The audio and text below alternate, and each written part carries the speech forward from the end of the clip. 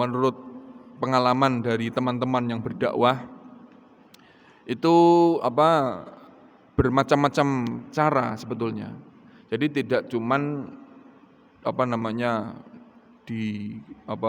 diajak ngaji atau diajak zikir dan sebagainya, tidak demikian.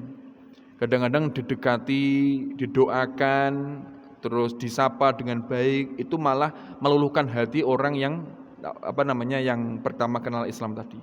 Dan kadang-kadang itu kita sebagai muslim yang sudah dari dahulu, itu kesalahan kita itu ketika melihat perubahan sedikit pun dari orang itu kita kurang puas, itu masalah. Jadi misalkan enten tiang baru gak tahu sholat, terus sholat pisan, sesuai gak sholat meneng langsung dibully biasanya. Biasanya aneh gak tahu sholat, terus sholat pisan, sesuai gak tahu awakmu sholat pisan, malah dibully ngono kuwi. Padahal kan orang itu tergerak supaya mendekat hidayah kepada Allah Subhanahu Wa Taala.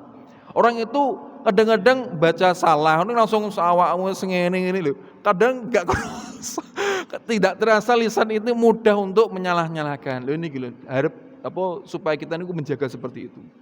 Mungkin didekati, kenapa enggak sholat lagi, kenapa? Sangat halus sekali.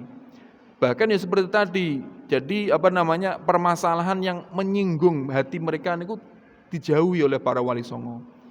Jadi ya mungkin minimal lah berakhlak yang baik, loman, atau mendoakan kepada orang tadi yang belum berislam dengan baik. Loh, kan banyak kan nyon saya mohon maaf, teman-teman hijrah itu baru mengenal Islam langsung dibreki fardu sunah semuanya, akhirnya nggak kuat, akhirnya metu meneh. Naudzubillah, kan ya kasihan kan, orang ingin mengenal Gusti Allah, ingin dekat kepada Allah, tapi langsung kamu wajibnya kamu seperti ini, sunnah kamu seperti ini, kalau nggak masuk neraka dan sebagainya. Akhirnya orang-orang yang masih terbawa masa lalu yang kelam, terus dipaksa seperti itu, akhirnya nggak kuat, akhirnya keluar lagi. Naudzubillah min dzalik. Ini jangan sampai seperti itu. Seperti halnya Sayyidina Mu'adz bin Jabal. Sayyidina Mu'adz niku pernah diperintah oleh Kanjeng Nabi sallallahu alaihi wasallam berdakwah. Lho Sayyidina Mu'adz niki ketika mengimami salat malah sing diwaca Al-Baqarah.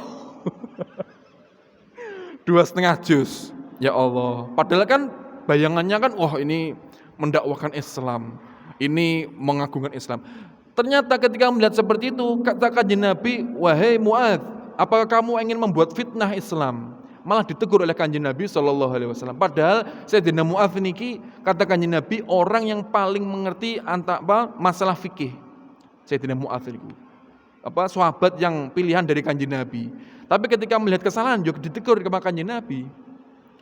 Lah orang wong awam dijak maca Baqarah. Delok sepi langsung melayu.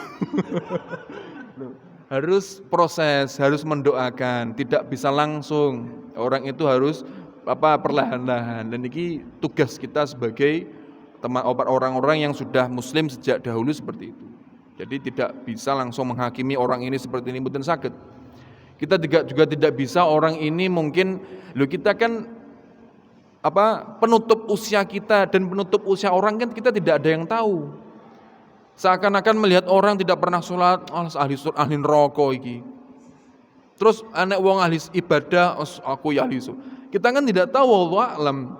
Itu semuanya hak dari Allah Subhanahu wa taala. Kita hanya mengajak mawon. Jangan pernah sampai menghina dan sebagainya. Jadi di kitab taklim muta'alim saja menghina orang kafir mboten pareng. Hei orang kafir, hei orang musyrik. Tidak boleh, karena apa? Iya kalau kamu meninggal kamu sudah pasti masuk Islam. Siapa tahu ketika meninggal itu dicabut imannya, naudzubillah. Dan ketika orang yang kamu hina tadi, orang kafir-kafir tadi kamu hina, ketika mau meninggal bersyahadat kepada Allah, kita kan juga tidak tahu kan. Seperti itu, mungkin seperti itu saja mungkin.